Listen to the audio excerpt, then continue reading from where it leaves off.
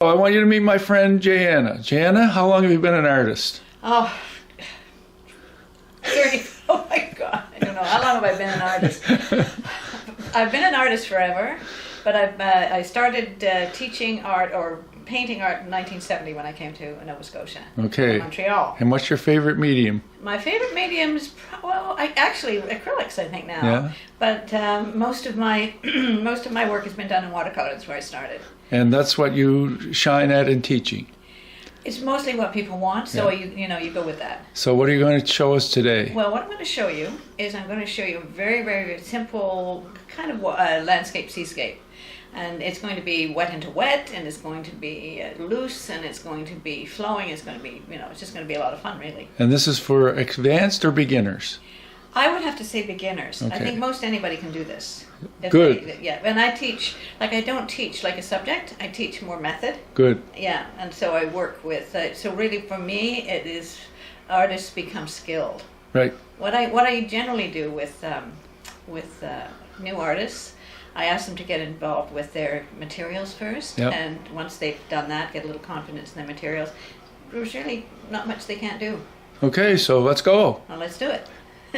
First thing I'm going to do is I'm going to wet my paper, and it's going to be what I call swimming pool wet. In other words, it's going to be really, really soaking wet. Okay, so what paper are you using? I'm using a Fabriano 140 pound. It's a pad, and it's really quite useful. It's lovely, and it's one of my favorite papers. Oh, you wet both sides. I am. I want it to be wet for a little while, and also that's why I use a towel, because I want it to kind of soak in if necessary. And as you can see, I haven't got it taped down. Sometimes I do it, taping it down, but this way I'm just going to soak it, and you'll see that the sizing, it has a little bubble on it, and a little bit of the sizing means I'm loosening that up. Okay, so that's ready to go. As you can see, that's very, very shiny. Yeah.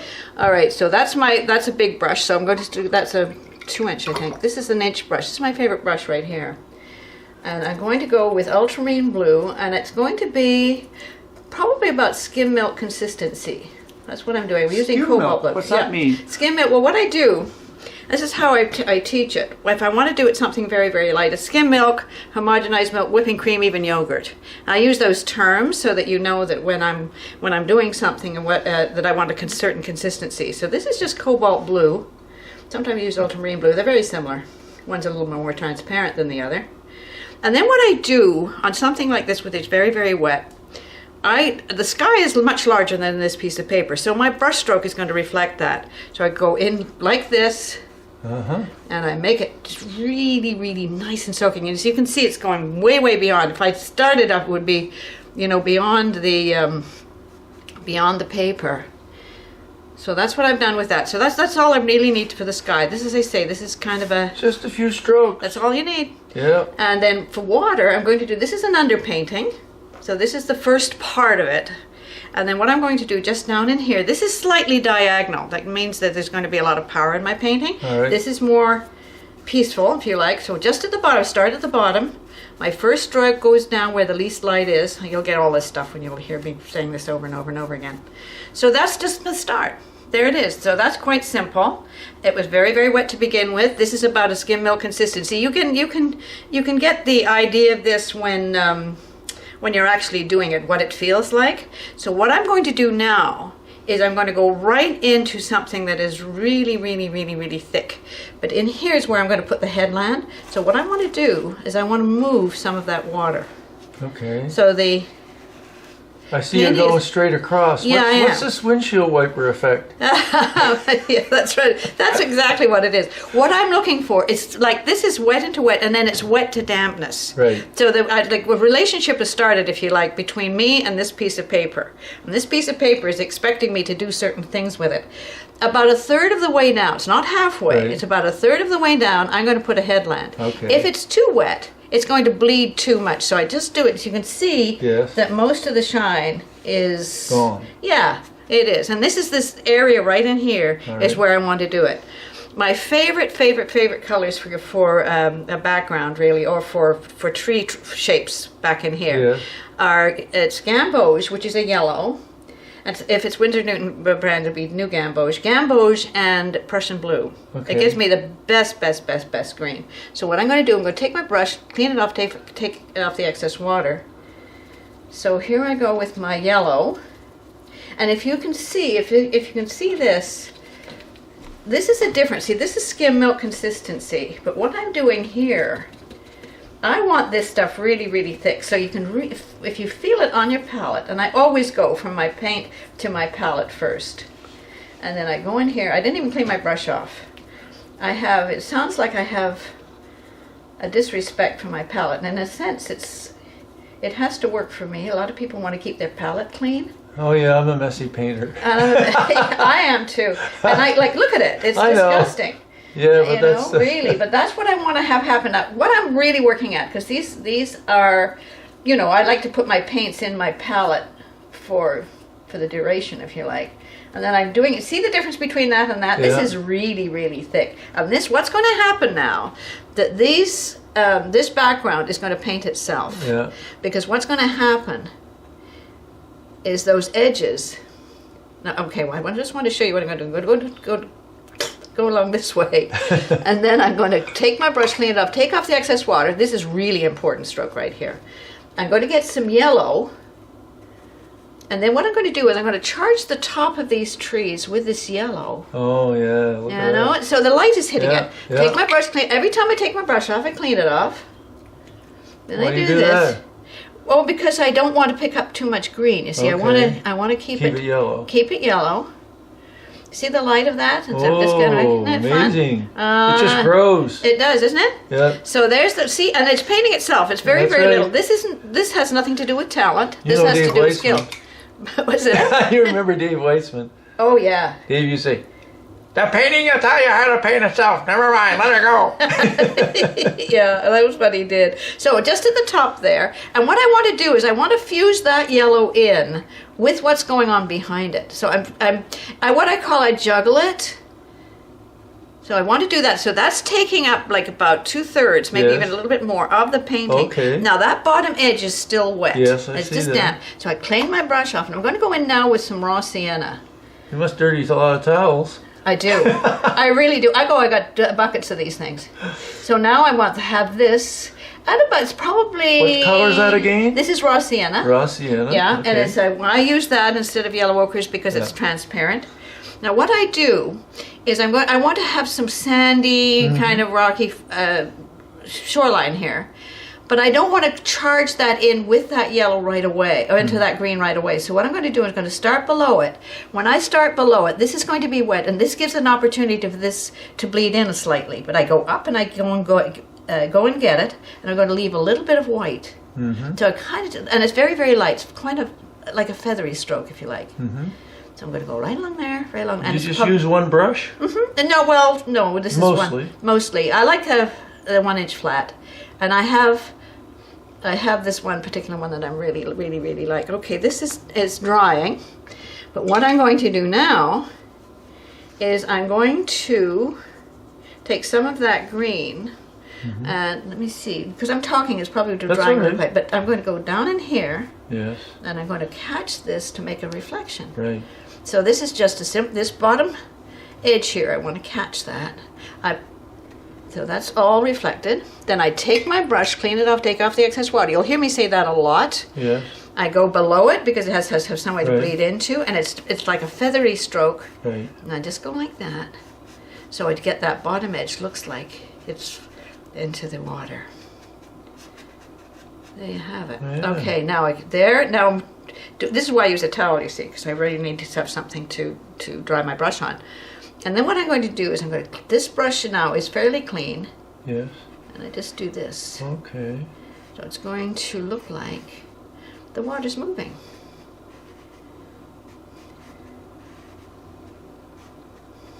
Neat, eh? Yeah.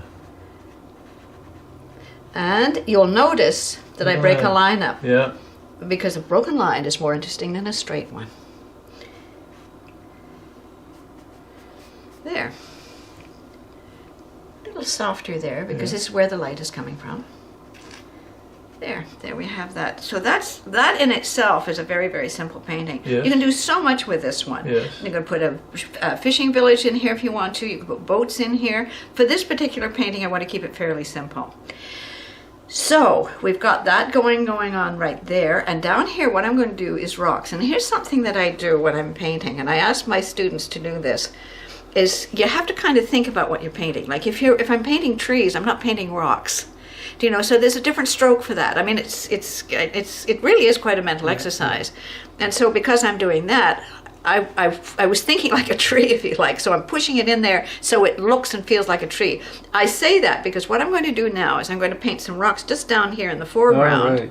And I'm going to do, in watercolor, I go from light to dark, and I'm going to use raw sienna, burnt sienna, and ultramarine blue. And that is my favorite triad, if you like, for when I'm doing some kind of landscape stuff. So I'm going to have a clean brush. I'm going to take some raw sienna, and I have to say, always, I'll put my pigments out on here first so I can feel if they're going to be the right consistency. That's raw sienna. This is burnt sienna. You can see there's a slight difference. It's a little bit more red in that. Yeah. If I put some red into this, Yes. I would get that. Yes. Okay, so there you have it. And then I'm going to use ultramarine blue for my blue. So there's a triad. This really, really, really works really quite well. So I'm going to start with the raw sienna because I'm starting with my lightest light. And that's my lightest color right here. And it's probably about homogenized milk consistency, I would say. That's it getting fairly dry. So what I'm going to do here, I'm going to put a smile on the painting's face. So it's going to start, I know, so it's going to start this way. And I'm thinking like a rock. And you can see the difference in the brush stroke. Yes. The brush stroke for here was, I was pushing it in, I was charging the colors and so on. But with this, these are rocks. And I won't stop there because that is about halfway down. So I'm going to go to there Yes. because it's 3/4 of the way. Yeah. So I'm seemingly putting some random stuff here. And then what I'm going to do is, while those edges are wet, I'm going to pick up the burnt sienna and I'm going to mix on my paper like this. Mm-hmm. And then I'm going to take some of this blue and mix again. And it's going to be a little bit darker at the bottom. So I'm picking up some of the pigment as I go, Yes. but it works. I can use a little bit more just to fill that in. Okay, so there you have that. Now what I'm going to do is I'm going to change my brush. And I'm going to go to a round brush right at the moment. This is a bit wet to do what I want to do, but you'll get an idea. And then as it dries, then I can do different things with it. This is so I say this is the underpainting. Mm-hmm. Now what I want to do is I want to make some separations between these rocks so that they have an identity. Okay. So, and I'm using the same colors. My favorite dark color really is burnt sienna and ultramarine blue. That's a really, really good one. And I'm always talking about this to my students, that this is just a wonderful combination. Rarely do I mix. Mm-hmm. Rarely. What I usually do is I put one color next to the other so that I can pick them up and they have this little variegation feel to them and they're just a little bit more exciting. Now, if I want a gray, this burnt sienna and ultramarine blue works beautifully. If I want a warm gray, I'll use more burnt sienna. If I want a cool gray, then of course I use a little bit more blue. Right. So this is what I'm going to do with this. I don't want this particularly cold. And it's, I say, this is the first stage of doing some of the darks in here. Let's start here.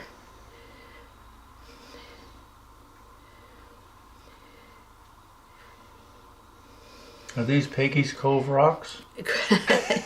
Probably are. I don't want to. This is an obvious thing, to put a line through here because it's that's changed here. I don't want to do that. Okay. Because if I do that, then I'm going to lose the beauty, if you like, of the colors coming together. So I'm just making some separations here. So this is just all metal. Oh yeah, and I've done so many of them. So I'm just doing a little bit of a basis for that. Now, as the paper dries, because right now it's wet to dampness, the paper is dictating what it has to happen to it accordingly, if you like. So when it's very, very wet, it works this way. when it's damp, it works this way. When it's dry, it works a different way. Right. And so, for the most part, that's not the way I do every painting, but for this one, that is certainly doing that. Then what I'm going to do is I'm going to do what a kind of a negative shape really in here. So here, when you're separating rocks, there's dark in between one rock and another. Yes. So let's do that. I'm going to go back in here, clean my brush off. I'm going to go now and thicken this stuff up. I'm going to use burnt sienna and ultramarine blue again. And I put them down side by side. And you can see that you can feel the consistency between here and here. Then right in here, let's say I want to make a division between this rock and this rock. So I'm going to go in here like this. It's just a little bit damp still. But what I'm going to do is I'm going to go in here with my brush and make some separations going on.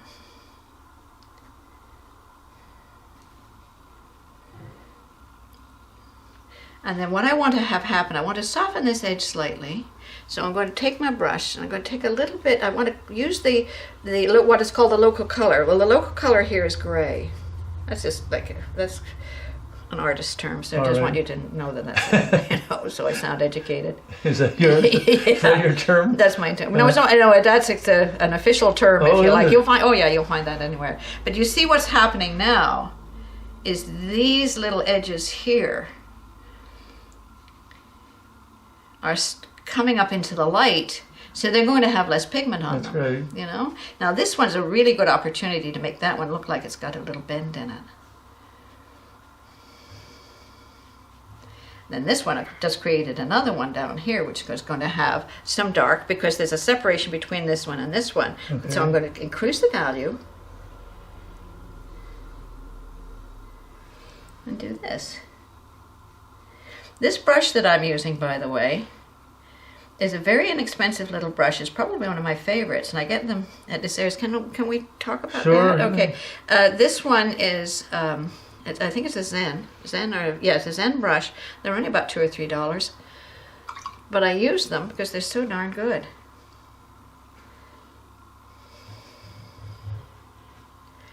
This is not terribly dark, but I'm just going to make a nice little separation here for this rock. There's another opportunity. I'm just going to drag that pigment over here. That's going to have a little separation. And what happens to these rocks really is they kind of appear as you're working with them. You don't always necessarily know what's going to be at the first part of it. Here's another separation in here. I'm creating them as I go. Right. And you kind of have to, because you're painting. I have this little saying that your painting is going to tell you what it wants. Right. Well, I have some students say, I wish it would tell me it's not exactly how to paint it. Doesn't happen. You know, a lot of this is getting familiar with your materials. As I say, this is a fairly simple one to do. What I'm doing now is a little bit more complicated, I grant you, but it's still worth it to really, really try to do some of these little things, and they're a lot of fun. Isn't that the idea? It really is. It truly is. I also say, though, to some of my students, what I think is really helpful is when they're starting off, because it's like anything new. You know, when you're doing something new, it's going to feel a little frustrating for you. But I have this, you don't have to really be good at it, but you do have to love it. Yeah. So it's kind of like you fall in love with this stuff, and then once you do, then it says, I know you do, and so you can move from there. This is kind of damp here now, so this is something else that I do, is I take this flat brush again, and it's like a floor mop, if you like, because I've taken off that excess water, and just through here, I'm going to do this. The trees. Yeah, I'm going to just do this, so this will give a little bit of character to this background. Yeah. So it's just lifting. And you can do this while it's damp. If I do it while it's too wet, it's just going to float back in again. But right now, because it's damp, it's really got really, really good timing to it. Okay, I want that top to be just a little... All right. Now what I'm going to do with this is pretty much the same as I did down here. but I'm going to increase the pigment, which means I'm going to take that Prussian and Gamboge again, and in between these areas right in here, I'm going to darken it, because I want one section of this painting to stand out more than others. So here I'm going to go with my Prussian. This is my beautiful, beautiful Prussian blue. Bit of yellow, but I want mostly Prussian. I want it darker blue. Now you can feel how, see the comparison between this and this, how dark that is. So in here, now let's go more Prussian, a little darker even. Right in there, in between those little spots where I did the tree shapes, I'm putting, and then, see how that is? And then I'm going to go in here. I like that little bit of your stuff that bled up there. That looks like a rock. So I'm just doing that and fusing that in with what's going on behind it. So now it's getting, the values are being increased. I'm not going to go all the way along because in painting or in writing, it becomes redundant. So I don't want to do that. So I want to have a little bit, this is my dominance over here. And over here, there's a little yes to all of this that's going on. Just a bit. And what that's doing, it's creating some character. That looks a bit staccato note for me. So I'm going to soften this above edge in here, tie it together as it moves along. There we are. And on the reflection here, I'm going to do this more water, just a little bit. No, this is a bit darker, so I'm going to do the little bit in here. This is what I call calligraphy. I'm sure other people do too.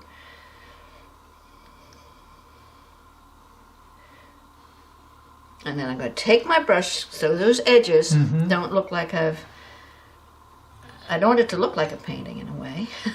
I want it to look like it should look. And that's those edges that I'm really, really, really fussy about how those edges look, because it's always about how one edge meets another. But there are little negative shapes going on in here. Yeah. This is probably a little bit more advanced, but I have to throw that in there because I think it's really worth the effort. So we're just going to get that little bit of movement here. Take my brush, clean it off, so it just fuses in with what's going on behind it and makes a little bit of movement. And there, it's just a simple little study. There you have it. Great. So we're done. We're done. No, you didn't sign it. I can do that. I can do that. I think it's dry enough, so a little pencil works. Yes, it does. All right, here it goes. Are you ready? Yeah. All right.